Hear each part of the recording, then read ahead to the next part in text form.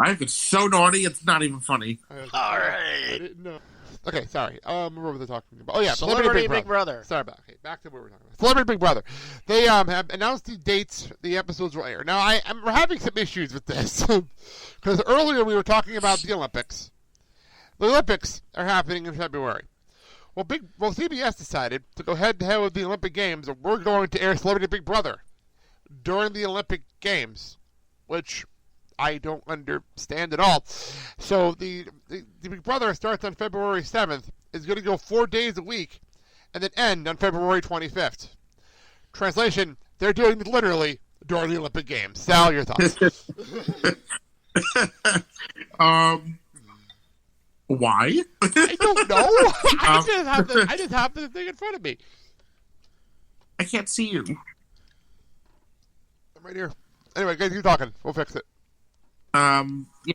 It's I didn't realize it until you brought it up because I didn't realize that was going to be the same time. I guess you could say it's a bold move. I mean, I don't know. I don't know if they're going to go for like DVR numbers or if they're going to go for the people that just don't give a crap about the Olympics. I mean, I don't know what they're thinking, but I mean, it's definitely a bold move. What's interesting for me is whether it's going to pay off or not, I don't know. What's interesting for me, isn't that going ahead with like figure skating, which is like the audience that Big Brother attracts? Like, Yeah. I'm just thinking, like, Wait, what is that supposed to be? No, sorry. Yeah, I'll explain. Deluge and bobsledding, and of course the wonderful skiing, where that someone is going to do a wrong turn and wipe out and maybe break a limb or something. Oh no, my point is though, in prime time, and this is not. I'm sorry, Sal, it came off wrong because I do want Big Brother. I don't want Big Figure Skating version. I feel like it came off wrong the way I said it. But the CBS demographics show that the majority of people that watch Big Brother are female. That is the truth. That's a fact of the matter. I've looked it up. So my point is, the majority of people that watch figure skating are also female. So, doesn't that kind of counteract things when people are going to want to watch figure skating? I'm just saying. Okay, you got the demographic target, but what's the age range? Does it really matter when it comes to the Olympic Games? Well, usually there are people that won't watch figure skating. You're allowed to watch the Olympics. No. Usually you find some young girls that basically want to get into figure skating after watching this and figure they can be the next Olympic gold medalist. So, but I don't think these same young women are watching Big Brother. It's a valid point. Unless, of course, it's for eye candy. By the way, who's been announced? They haven't announced anything yet. Well, I'm literally on Wikipedia page. They haven't announced anything yet. Here's the thing. Unless they get some A-listers, the ratings are going to go through the What's an A-list when it comes to Big Brother? Like, what the hell is A-list there? Dennis Rodman? Tila Tequila? The Miz. I can't hear you. Sorry, Tila Tequila? All I'm saying is that the only way I'm not going to watch Big Brother live is if there's a really good curly match on. Hockey. Hockey. Hey, at least it's not the Summer Olympics where we get to watch people run in real time. True. They do have marathon. That is the longest event in any Olympic sport ever. What about that wonderful sport where you go cross-country skiing and you shoot a rifle? Biathlon? There you go. Is that it? Now we're talking! Now if they can only put that during figure skating, only put targets on the figure skaters. Well, I'm not even sure if Sal, you saw my video came back up here, but I was actually doing an impersonation of CrossFit. Wait, okay, so I'm gonna do this and call right back. Okay, sorry. Go ahead. Back to you. So my thing is, if you've got the Winter Olympics, isn't this also kind of like tying in that one movie with Margot Robbie, I, Tonya? That's coming up? Yeah. Hey, Tanya? Yeah. Maybe. I'm not sure. Think about it. I don't know. I honestly don't know. Like I said, Celebrity Big Brother, unless they get some good celebrities, no one's really going to watch it. They'll get C-listers and YouTube stars that nobody cares about. Black China and Rob Kardashian. There you go. Hey. Wow. So, all right. Oh, by the way, the voicemail did pick up that call. So there you go. Cool. Thank you for voicemail. So anyway, let's actually get to a story everyone in studio here would care about. It is expected to become official. We're recording this on Wednesday morning. This is going to probably be official as of Thursday morning. So by the time this posts, it should be official. It is expected to become official that Walt Disney Company will acquire 21st Century Fox assets for a grand total of $68 million. Wait. $1 million? Yes, million Million? dollars. With a M? Am I the only one that thinks that that's not enough money? No, that's more than the combined worth that they paid for Lucasfilms, The Muppets, and to Sony for the rights for Spider-Man. Okay, so now you've got the rights. That's combined more. Okay, now let's look at it. You've got the rights for Fantastic Four. Fantastic Four, the X-Men, and also the original Star Wars movie. They can now release New Hope. Correct. Which they've never been able to do before. Correct. This is a big deal. Okay, maybe over to Kyle, our movie guy here. What are your thoughts on this whole deal? So they basically get the entire catalog? Pretty much. They get everything back. No, I mean like the entire catalog, not just the. Pretty much from what I'm hearing is they get the 21st Century Fox catalog under their umbrella. I don't know how to feel about this. I got a word for Sal. You're going to love this. Merchandising. I was going to say Monopoly, but there you go. Just think of it. Lunchbox, T-shirts, cereals, posters, toys. They now get that sweet, sweet Home Alone money. Well, the funny part is that people are worried about like Deadpool. Because they don't expect Disney to ever release a movie like Deadpool, so Deadpool 2 might be the last like Deadpool of its kind. You know? Oh, hey, no.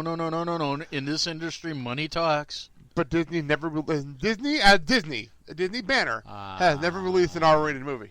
That's why they put it under the Touchstone. They don't label. have Touchstone anymore. Well, maybe they'll have to create a label.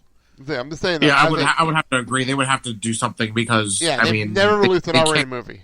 They can't sugarcoat everything. Yeah, I'm just saying. Fuck Disney. That's what I'm going to say. Fuck Disney. You have issues, Sal. You have issues. Yes, Resurrect Touchstone. True, I'll give you that. But no, yeah, this is big news. It's kind of changed the landscape of things going into 2018. I don't know. I don't know what to make of this. Then again, we didn't know what to make of the Lucas thing when we went into that. We didn't know what to think of the Marvel deal when that one happened. You know what I mean? This is one of those stories that's kind of still forming. Yeah, but look where the past have gotten Disney and all of the movie rights they've had, and once again, it's all about merchandising, putting out products, seeing what you can get from it. You're now tapping into a new audience that basically have not either seen or heard these movies, and you got these younger kids seeing this on TV or DVD and wanting the toys and other accessories. So, parents, break out your wallets and credit cards. Well, speaking of not making any money, though, this is my segue. Sal, have you seen Justice League? Jeez, someone's a critic. Have you seen Justice League? Sal. Yep. Have you seen Justice League? I'm asking you a question. Oh, no. I literally was asking you a question. Do you care about spoilers? No. Okay, so that would actually say I'm going to throw it to these guys to do a review because they saw it. I didn't, and I don't plan on seeing it. So, Kyle and Mark, give us a quick, not too long because we have a lot to do still on the show, review on Justice League. Go.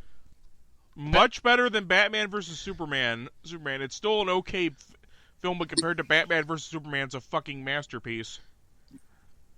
It lays the groundwork for other DC comic characters in a future movie, but here's the thing. I think on the DC franchise, they're banking all their money on the next Wonder Woman movie and the upcoming Aquaman movie rather than looking for another Justice League. Well, okay, overall views. I know Kyle said that was better than Batman v Superman. Where would you rank this? Because you guys have seen the DCU movies. Where would you rank this? If we're doing a 5-star rating? Yeah, where would you rank it? Like, is it better than up with Wonder Woman? It's obviously better than Batman v Superman, according to Kyle. Where would you rank it on the scale of DC movies? Well, let's see here. Better than Man of Steel. Better than Batman vs Superman. I haven't seen Wonder Woman yet, so I can't judge that. So I have, from what I've heard, I have a feeling that it would basically be a second to Wonder Woman. Okay, fair enough. Yeah. So it's in between there. Hey, fair enough. Well, speaking of things that apparently were better than Justice League. Dum dum dum.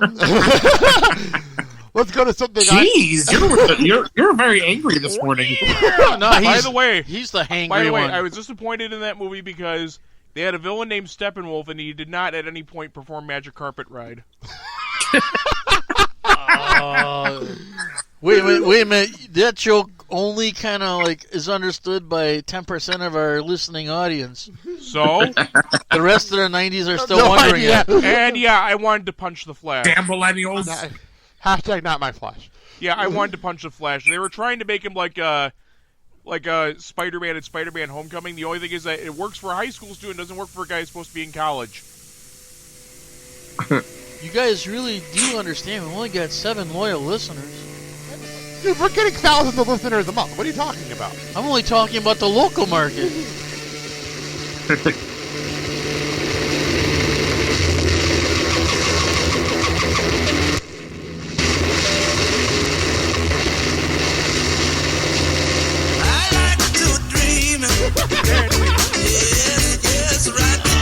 is a good karaoke song. You know, Sal, I'm serious. When we went into this show, I never thought I'd be playing Magic Carpet Ride on the podcast today. Wow. Everyone get your lighters out. Although I did have a joke in there that made Dan laugh. Cyborg and Flash have gotten the shit detail of digging up Superman's coffin. When they finally strike something, I told Dad, that's not his coffin, they hit the septic tank. Oh, jeez. That ain't black gold! Alright, well, let's move on. I'd love to keep playing this song. I'm going to cut that off. Crisis on Earth X. Now, the last show we talked about, I mentioned this as kind of in passing, that Crisis on Earth X was happening. I didn't really know much about it going in. I just know I'm a huge Flash and Supergirl fan, and I was going to watch any crossover that happened. Right. Last year, I was very disappointed by the Supergirl end of the crossovers. They had that big musical crossover. They had the 4-show crossover, Invasion. I was very disappointed by the Supergirl end of things, because the Supergirl end of things was, we're going to show you, like, somebody interacting for, like, 5 seconds during the post-credit sequence, and then it was segueing into the Flash. That's pretty much all they do. That was it. Well, this year, they upped their fucking game. They upped it more than anything I've ever expected. And I'm going to say, people that have not seen this, go out of your way, go to your CW app, and watch this thing. It's in a private set. It's in its own personal section on the CW app.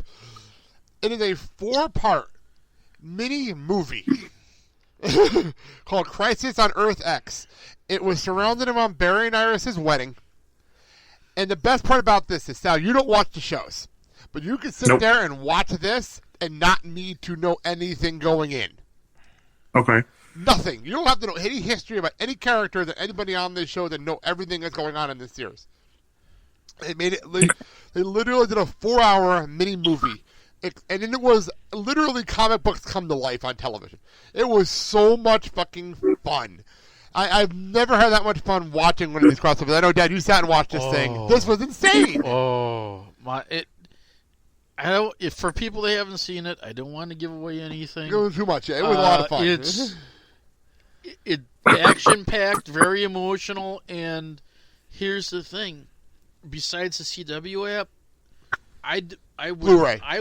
You gotta do it. You gotta do Blu-ray. Definitely. I would think that they're gonna have it as a standalone DVD and You have Blu-ray, to. probably for the holidays. You never know after the holidays, but then it gets more people hooked in to watch the shows. Well, here's the one thing I will say, and this is not spoiling anything because it's in the commercials. So the whole premise is it's Barry and Iris' wedding, and they get interrupted by Nazis from a different Earth.